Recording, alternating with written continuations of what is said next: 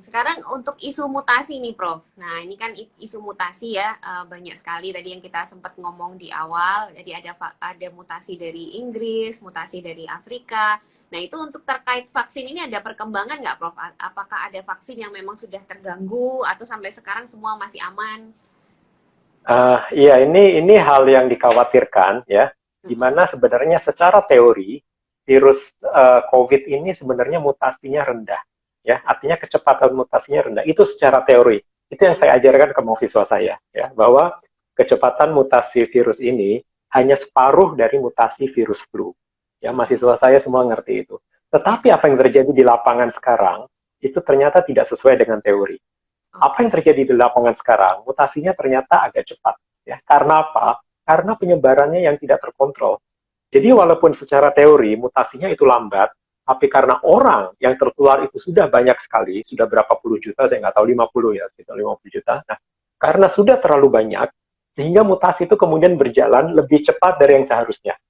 Ya, Mm-mm. dan ini yang kemudian memunculkan kekhawatiran bahwa mutasi yang muncul sekarang itu mungkin akan berdampak pada vaksin. Hmm. Perusahaan vaksin tentu tidak tinggal diam, ya. Mereka tidak tinggal diam. Mereka menguji apakah vaksinnya masih efektif terhadap mutasi ini. Dan yang sudah menguji itu Pfizer, ya. Pfizer dan Moderna, mereka sudah menguji dan kelihatannya ada efeknya. Ada efeknya sedikit, ya. Ada Oke. efeknya sedikit terhadap efikasi vaksin. Tetapi yang paling jelas itu kelihatan itu di vaksinnya Novavax, ya. Mereka baru mengumumkan hasilnya itu kurang dari 24 jam yang lalu, jadi sekitar 15 jam yang lalu kemarin, mereka mengumumkan hasil uji klinis di Inggris dan juga di Afrika Selatan. Mereka melihat bahwa vaksin mereka memiliki efikasi 90%, ya 89,3% di Inggris, tetapi di Afrika Selatan, di mana banyak orang yang tertular virus yang sudah bermutasi, ternyata efikasinya hanya 60%. Ya. Hmm. Jadi jauh sekali dari 90% ke 60%. Nah, ini adalah salah satu indikasi bahwa mutasi akan menyebabkan vaksin ini akan menurun efikasinya. Ya. Untuk Pfizer dan Moderna mereka melihat kelihatannya efeknya itu masih sedikit. Ya. Ya. Tetapi untuk Novavax, ya, walaupun saya harus lihat datanya karena baru baru pernyataan pers ya kemarin ya, saya harus lihat kembali datanya. Itu kelihatannya efek dari mutasi itu agak mengkhawatirkan. Oleh Oke. karena itu, ya untuk teman-teman semua, satu-satunya yang bisa menghentikan mutasi ini adalah masker. Satu-satunya. Hanya masker. Artinya apa? Artinya kita harus menghentikan virus ini dari melompat dari satu orang ke orang lain. Itu satu-satunya cara kita menghentikan mutasi. Artinya jangan sampai vaksin yang sudah kita tunggu-tunggu ini, ya, yang kita agung-agungkan sebagai senjata pamungkas, nanti menjadi tidak efektif karena mutasinya tidak terkontrol. Dan yang bisa mengontrol mutasi itu kita, yaitu Iya. dengan menghentikan penularan, dengan memakai masker, menjaga jarak, menghindari kerumunan, ya. Nah, sekarang sudah 5M ya, sudah bukan 3M lagi. Jadi setelah setahun berbunga ya, dari 3 miliar jadi 5 miliar,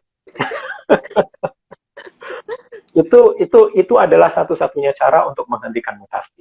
Ya, oleh karena itu penting sekali masker itu penting sekali. Back to basic sudah saya jelaskan tadi. Setelah setahun pandemi, memang sekarang ini kita harus back to basic. Kembali lagi kepada masker sementara vaksin diberikan. Gitu. Kalau Novavax sendiri itu platformnya apa, Prof? Isinya? Untuk Novavax sendiri platformnya hampir sama dengan vaksin merah putih, yaitu menggunakan protein, ya, menggunakan protein spike. Jadi Oh, bagian apa? ya ya. Bagian ujungnya, ya, bagian spike dari virusnya itu mereka menggunakan protein, ya. Jadi berbeda dengan Pfizer dan Moderna, mereka menggunakan RNA, tapi Mm-mm. kalau Novavax mereka menggunakan protein. Ini platform yang mirip dengan vaksin merah putih, gitu. Mungkin karena spike ya, Prof. Jadi ngefek ya dengan karena mutasinya kan terjadinya di spike gitu loh. Berarti kayak gitu. Ya, Nah, ya berarti betul. Ini yang kalau Sinovac gimana, Prof? Kan Sinovac kan whole virus. ya, jadi ini yang sempat saya khawatirkan ketika dulu vaksin yang berbasis spike ini di roll out. Ya. Uh, ini vaksin ini memang spesifik, ya, artinya karena vaksin ini akan mampu memblok si virus di bagian spike, ya. Ya. Tetapi karena mutasi sekarang itu ada di bagian spike, maka ini akan berdampak pada si vaksin, ya. Vaksin Sinovac itu menggunakan virus secara keseluruhan, sehingga antibodi yang dihasilkan itu bukan hanya antibodi untuk spike, tapi juga ada antibodi untuk nucleocapsid, ada juga antibodi untuk bagian-bagian virus yang lain, sehingga jenis antibodinya lebih beragam. Ini saya ibaratkan dengan orang menabung. Ya. Orang ada duitnya banyak, tapi hanya disimpan di satu akun bank, ya, hanya disimpan di satu rekening. Ya. Dengan orang yang ada duit, tapi dipecah-pecah di 5 atau 6 rekening. Ya. Orang yang duitnya banyak, disimpan di satu rekening, tiba-tiba banknya kolaps. Atau tiba-tiba rekeningnya kecurian. Itu kan hilang semua duitnya. Betul. Ini sama seperti vaksin-vaksin yang berbasis spike. Mereka fokus kepada pembentukan antibody spike, tapi kalau ternyata spike-nya bermutasi, mereka akan terdampak sekali. Tetapi vaksin Sinovac ini ibarat orang yang menyimpan uang di 5 atau 6 bank. Jadi kalau ada satu bank kolaps, atau ada satu rekening yang kebobolan, dia masih punya 4 atau 5 rekening yang lain. Jadi antibodi yang dihasilkan oleh vaksin Sinovac ini, kalaupun terjadi mutasi di bagian spike, maka dia masih punya antibodi dari bagian virus yang lain. Dari nukleokapsid, kemudian dari bagian dinding selnya, kemudian dari bagian lain. Nah, itu adalah kelebihan dari vaksin Sinovac. Tapi tentu juga ada kekurangannya, yaitu jumlah antibodinya agak sedikit. Karena seperti tadi kan, kalau kita simpan uang kita di 5 bank, itu kan berarti sedikit gitu kan. Itu kelihatannya sedikit, ya. Sama seperti antibodi yang dihasilkan oleh Sinovac, itu kelihatannya sedikit, tapi lebih beragam. Jadi sekarang kita tinggal pilih, mau antibodi yang tinggi tapi terlalu spesifik, atau antibodi yang agak rendah tapi beragam. Pilihannya sulit ya. Iya betul. Sama seperti kan kemarin kita ngasih pilihan mau yang efikasi tinggi tapi efek samping juga akan sedikit lebih berat gitu ya, Prof. Kalau yang efikasi lebih rendah, ya efek samping juga lebih ringan. Tinggal mau pilih yang mana gitu kan. Sekarang sama nih untuk mutasi juga begitu. Iya, ini namanya buah simalakama ya. Dimakan bapak mati, tidak dimakan ibu mati. Memang dalam urusan vaksin kita banyak sekali menghadapi buah simalakama. Jadi tidak mudah ya. Keputusan yang harus diambil oleh pemerintah atau negara manapun untuk memilih satu jenis vaksin itu adalah keputusan yang tidak mudah karena ada banyak sekali dilema. Iya. Untuk Novavax sendiri ini juga akan dibeli Indonesia ya, Prof, kalau nggak salah ya? Betul. Jadi Novavax ini adalah vaksin kedua yang akan datang setelah Sinovac. Oke. Ya. Tapi di Indonesia sendiri belum tahu ya mutasinya ini ada apa enggak. Nanti nggak tahu efikasinya berapa kalau di sini, Bre. Ya, untuk di Indonesia sendiri monitoringnya agak lambat ya, karena yang informasi yang kita dengar saat ini yang di sequence itu adalah sampel virus dari bulan Juli tahun lalu. Jadi sebenarnya sudah harusnya ditinggalkan saja yang harusnya di sequence itu virus-virus yang sekarang. Oke. Iya, ini harus nanya Mas Riza ini. Ya, iya. Prof, ya? Oke, mungkin kita jawab pertanyaan-pertanyaan ya, Prof ya. Baik. Ini tadi ada yang nanya Novavax sudah kita bahas ya. Memang barusan soalnya itu ya, info baru ya, Prof ya. Info baru saja. Ya mudah-mudahan insya Allah saya akan buatkan feed-nya lah. Mungkin minggu depan insya Allah saya akan buatkan feed-nya biar teman-teman semua bisa baca. Ya, sip. Betul. Bentar. Nah, ini mengenai interval yang ini, Prof. Nah, ini nanyanya maju. Kalau saya mau nanya yang Prof Bimo sering bahas itu. Kalau di mana yang mundur itu di Amerika ya, Prof ya? Iya. Jadi itu gimana, Prof? Jadi memang ini ada pertanyaan ya, bahwa interval vaksin Sinovac ini kan sekarang 2 minggu ya, 14 hari. Apakah ini bisa diubah ya? Karena yang menjadi concern sekarang adalah stok vaksinnya nggak cukup. Saya dapat laporan dari daerah, ya, dari teman-teman saya di daerah, itu ternyata vaksinnya nggak cukup. Artinya mereka punya pikiran, bagaimana kalau dosis kedua ini ditunda saja. Artinya yang pertama sekarang adalah diusahakan supaya yang tervaksin itu sebanyak mungkin. Jadi, yang untuk vaksinasi kedua ditunda dulu, ya, artinya waktunya mundur dari 14 hari menjadi lebih dari 14 hari itu gimana? Jadi bukan dimajukan ya, kalau vaksinnya banyak, itu bisa dimajukan, tapi sekarang kan masalahnya vaksinnya itu sedikit. Stoknya sedikit, ya. Jadi sempat ada pikiran bagaimana kalau diundur. Jawaban saya bisa. Karena untuk vaksin Sinovac, mereka untuk uji klinisnya mereka menguji 2 regim, ya, menguji dua interval.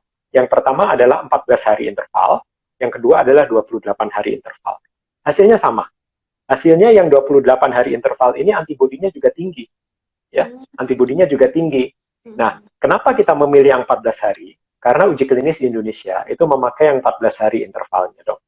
Tetapi uji klinis di tempat lain, bahkan kalau kita baca di papernya juga, mereka juga menguji kalau intervalnya 28 hari. Itu juga bagus hasilnya. Jadi dalam kondisi seperti ini, ya, dalam kondisi seperti ini di mana stok vaksin itu menipis, maka saran saya adalah interval itu lebih baik diperpanjang jadi 28 hari. Vaksin yang ada ini lebih baik untuk memvaksin orang-orang yang belum divaksin, karena kita juga dapat laporan ada yang nakes tidak kebagian vaksin atau segala macam. Langkah yang sama juga ditempuh di Inggris, ya. Ditempuh di Inggris, di mana waktu interval untuk pemberian vaksin Pfizer yang seharusnya 28 hari, mereka panjangkan menjadi 12 minggu. Ya, 12 minggu itu berarti 4 kali. Iya, mereka jadi 12 minggu ya. Jadi maksudnya supaya lebih banyak orang yang tercover oleh penyuntikan pertama. Karena penyuntikan pertama itu bisa memunculkan antibodi juga walaupun tidak full ya, tidak 100%. Tapi yang penting terlindungi dulu ya. Jadi yang bilang ada 7 hari itu terlalu dekat. Terlalu dekat ya. Lagipun vaksinnya nggak cukup nanti. Tambah butuh banyak ya, Prof ya. Iya. Sekarang kan fokusnya mengcover semua orang dulu dengan injeksi pertama. Jadi normalnya yang dilakukan adalah justru intervalnya diperpanjang. Dan saran saya 28 hari ya. Jadi didouble ya dari 2 minggu menjadi 4 minggu karena data hasil uji klinisnya itu ada gitu. Iya. Berarti saya kira kalau misalnya cuman suntikan pertama itu terus belum protektif, Prof. Ternyata sudah ya? Itu sudah sebagian, sudah muncul sebagian, ya. Hanya saja untuk penyuntikan kedua intervalnya itu bisa bervariasi. Tentu ini sekali lagi buah si malakama. Ya. Kalau kita ingin sempurna itu 14 hari. Tapi kondisi sekarang itu adalah kondisi yang memaksa di mana semua orang itu yang penting harus disuntik dulu, gitu. Karena nanti kalau vaksinnya sudah cukup, kita bisa kembali ke interval 14 hari. Tapi untuk saat ini saya pikir kalau memang stok vaksin itu nggak cukup, kalau memang laporan dari daerah itu benar, ya, bahwa vaksin itu tidak sampai ke beberapa daerah, saya pikir harus dipertimbangkan untuk mengubah intervalnya jadi 28 hari. Ya, oke. Kalau perubahan seperti itu berarti nanti akan butuh kayak EUA lagi dari BPOM gitu, Prof? Iya, betul. Jadi BPOM harus mengeluarkan izin lagi. Ya. Oke, ini ada yang nanya. Nah, ini Prof, kalau misalnya vaksin kedua tidak diberikan, apa benar dapat menyebabkan mutasi virus? Infonya banyak banget ya, saya malah nggak pernah dengar ini. Saya juga nggak pernah dengar bahwa kalau tidak diberikan yang kedua, menyebabkan mutasi virus. Apa yang terjadi adalah perlindungannya tidak maksimal, itu aja. Karena antibodinya juga tidak maksimal. Karena dosis yang diberikan itu kan baru separuh. Yang separuhnya lagi kan harus dikasih supaya antibodinya maksimal. Jadi perlindungannya tidak maksimal. Gitu aja. Ya, berarti belum ada hubungannya dengan mutasi ya, Prof? Oke. Iya. Ini sepertinya info-info kayak gitu itu banyak gitu loh di masyarakat. Oh ya, Prof Bimo kan pernah bilang ya, kalau ada antibiotik itu yang juga kadang-kadang jadi jadi isi vaksin gitu ya, Prof ya. Dulu kalau nggak salah pernah jelasin juga. Nah, ini kan Sinovac ini kan ada beberapa alergi obat yang nggak boleh. Padahal kan kalau nggak salah isi vaksin Sinovac ini nggak ada antibiotiknya, Prof. Kalau menurut Prof Bimo gimana? Isi vaksin Sinovac ini yang paling basic sebenarnya, yang paling sederhana ya. Jadi dari semua vaksin yang ada sekarang, Pfizer, Moderna, kemudian AstraZeneca, Sinovac, yang saya lihat yang komposisinya paling sederhana itu Sinovac, yang paling simple. Jadi materinya, jadi isinya itu cuma virus yang udah dimatikan, kemudian larutan buffer ya, larutan penyangga supaya pH-nya teratur ya, supaya pH-nya tetap di pH 7,4, kemudian aluminium hidroksida supaya respon imun kita lebih kuat ya. Kemudian garam dapur supaya ketika disuntik kita nggak terasa sakit, udah gitu. Kalau kita lihat Pfizer, Moderna dan AstraZeneca, itu isi vaksinnya itu banyak macam-macam gitu. Tapi tidak ada yang memakai pengawet ya, tidak ada yang memakai pengawet. Ya. Sejauh ini saya tidak melihat mereka menggunakan merkuri, tidak ada. Bahkan yang menggunakan gelatin pun nggak ada. Jadi saya pikir dari segi kandungan vaksin tidak ada masalah. Ya, jadi harusnya kalau alergi obat antibiotik gitu sebenarnya harusnya nggak apa-apa ya, Prof ya, Sinovac ya. Harusnya nggak apa-apa. Harusnya nggak apa-apa karena di dalamnya juga nggak dikasih antibiotik ya. Jadi di dalamnya tuh nggak ada. Basic banget menurut saya juga ngelihat ini, wah ini kok basic banget. Saya juga kaget. Tapi setelah kalau saya melihat vaksin-vaksin lain yang diproduksi oleh Sinovac ya, seperti misalnya Anflu itu vaksin flu yang Iya. diproduksi oleh Sinovac, isinya juga basic banget. Isinya cuman virus yang dimatikan, larutan buffer untuk menyangga pH, udah, malah nggak pakai pengawet. Enggak, karena disimpan di suhu 2 sampai 8 awet. Jadi tidak perlu ditambahkan pengawet gitu. Iya, betul, betul. Oke. Ini Prof, ada yang menanyakan mengenai nah ini. Jadi ada beberapa nakes itu yang sudah divaksin, efek sampingnya itu mengantuk dan lapar. Apa memang ada di laporan uji klinis ya, Prof? Nggak ada. Saya juga uh, tidak ada di laporan uji klinis, ya tidak ada. Jadi saya juga tidak tahu kenapa, ya. Jadi ya mungkin ya kalau ngantuk ya istirahat lah, kalau lapar ya makan lah. Artinya tidak perlu dikhawatirkan lah kalau ini. Ya, Malah dan bagus lah. biasanya cuma sehari, 2 hari gitu sih keluhannya itu. Atau mungkin psikis ya bisa juga sih. Iya, ya itu saudara-saudara saya yang nakes di Jakarta juga setelah divaksin Sinovac nggak merasakan ngantuk, nggak merasakan lapar, biasa aja. Biasa aja. Iya. Iya, iya, iya, iya, iya. Oke. Hmm, hmm, hmm. Nah ini Prof, ini kalau menurut Prof Bimo, antibodi nantinya tuh yang lebih bertahan bagus mana ya kira-kira, yang alami atau yang dari vaksin nih Prof? Uh, Tergantung vaksinnya. Agak sulit menjawab karena tergantung vaksinnya. Ya, kalau vaksinnya itu menggunakan virus yang dimatikan, itu antibodinya bertahannya mungkin sama seperti infeksi alami. Ya. Tapi kalau antibodi itu diproduksi dengan menggunakan RNA, ya, itu mungkin bertahannya itu mungkin berbeda. Ya, apakah lebih sebentar atau lebih lama saya kurang tahu. Karena kan vaksinasi ini masih baru ya, artinya baru di roll out. Berapa lama antibodinya bertahan itu kita belum tahu. Bahkan dari hasil uji klinis di Bandung sekalipun mereka belum mengeluarkan hasilnya. Karena ini kan harus dilihat ya. Kalau untuk infeksi alami kita sudah tahu 8 bulan. Minimal 8 bulan. Artinya bisa lebih dari 8 bulan. Mungkin feeling saya bilang setahun ya. Tapi untuk vaksin ini kan baru mulai ya, baru dimulai. Jadi kita belum tahu apakah antibodinya itu bisa bertahan. Tetapi feeling saya kalau menggunakan virus yang dimatikan itu paling enggak hampir samalah dengan infeksi alami. Tetapi harus diingat ya, kita jangan terlalu fokus kepada antibodi. Artinya antibodi itu pasti menurun ya. Artinya antibodi itu tentara yang kalau musuhnya sudah nggak ada, ya dia akan kembali ke markas kan. Nggak ada tentara itu berseliweran di jalan kalau musuhnya nggak ada. Dia harus kembali ke markas kan. Jadi sama seperti antibodi, IgA, IgG itu pasti turun. Jadi menurut saya kita jangan terlalu fokus pada antibodi, kita harus fokus kepada sel T. Di mana sel T ini akan mengingat, ya, karena dia merupakan sel memori, dia akan mengingat. Ketika nanti kita terinfeksi oleh virus yang sama, maka sel memori ini akan memproduksi antibodi lagi. Gitu. Jadi kita nggak usah khawatir lah sama antibodi bertahan berapa lama, yang penting sel T. Kalau kita lihat sel T dari infeksi alami pun sebenarnya sel T ini bertahan, mampu mengingat cukup lama. Ya, jadi saya sebenarnya nggak terlalu khawatir lah. Yang saya khawatirkan justru mutasi. Itu yang saya khawatirkan. Jumlah antibodi saya nggak khawatir sama sekali. Tapi kalau untuk sel T sendiri, apakah vaksin-vaksin yang sudah ada ini sudah ada yang diteliti untuk dilihat sel T-nya, Prof? Untuk Sinovac tidak. Ya, untuk Sinovac tidak, untuk vaksin Sinovac juga tidak. Karena menurut teorinya biasanya kalau vaksinnya menggunakan sel yang virus yang dimatikan, itu efeknya ke sel T-nya itu agak rendah. Gitu. Tapi untuk vaksin misalnya Pfizer dan Moderna itu mengaktifkan sel T. Itu ada ya, Prof, penelitiannya ya? Ada, iya, ada. Iya. Oke. Nih, kita cari pertanyaan lagi, Prof. Ini.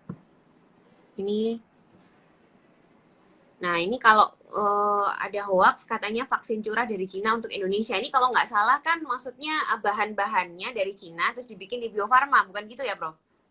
Iya, jadi ini sebenarnya bukan hoax, ini adalah praktek yang sangat umum di dunia pervaksinan. Ya, Artinya apa? Artinya kita tidak membeli vaksin, kita tidak membeli vaksin dalam bentuk botolan.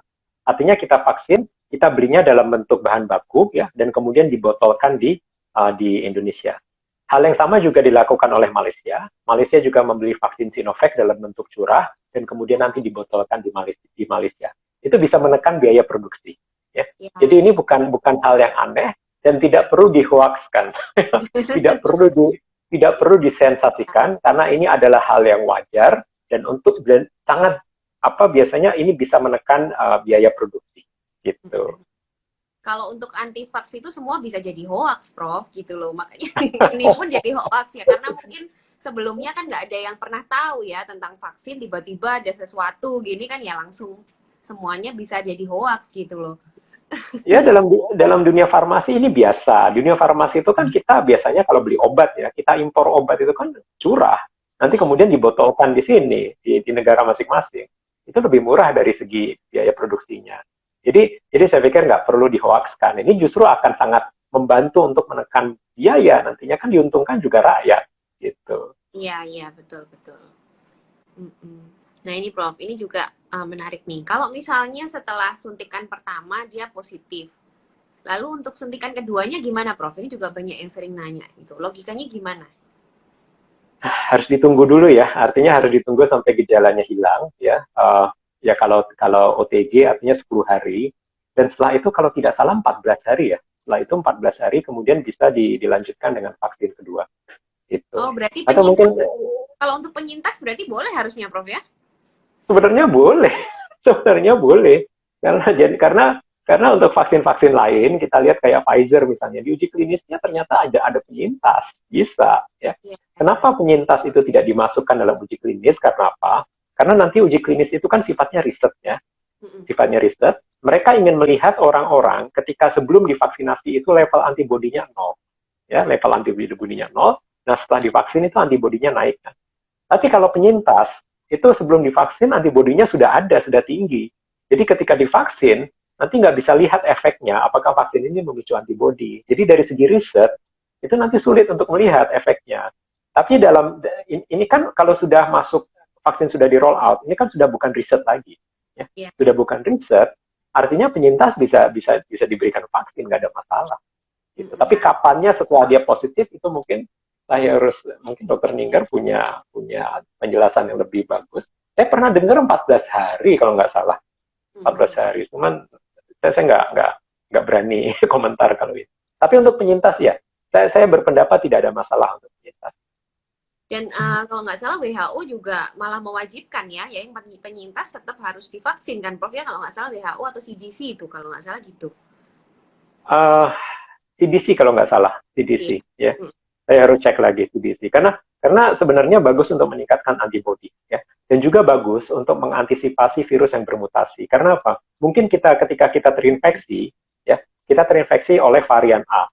Kemudian karena kita tahu bahwa vaksin ini ternyata masih efektif untuk varian-varian yang lain, dengan kita divaksin maka kita juga memiliki kekebalan terhadap varian yang lain. Nah, oleh karena itulah kenapa untuk penyintas itu saya sangat sarankan mereka untuk divaksin juga. Ya, tapi kalau pakai screening yang sekarang ada, itu sudah tereksklud, Prof. Nomor 1. Pernah terkonfirmasi, itu langsung yes, ya udah langsung tereksklud gitu ya. Mungkin berikutnya mungkin belum pernah ya, Prof. Iya. Ini juga vaksinnya kan baru sedikit, baru 3 juta dosis. Nanti kalau vaksinnya sudah ada, sudah banyak, nanti penyintas mereka harus divaksin juga. Ya, oke.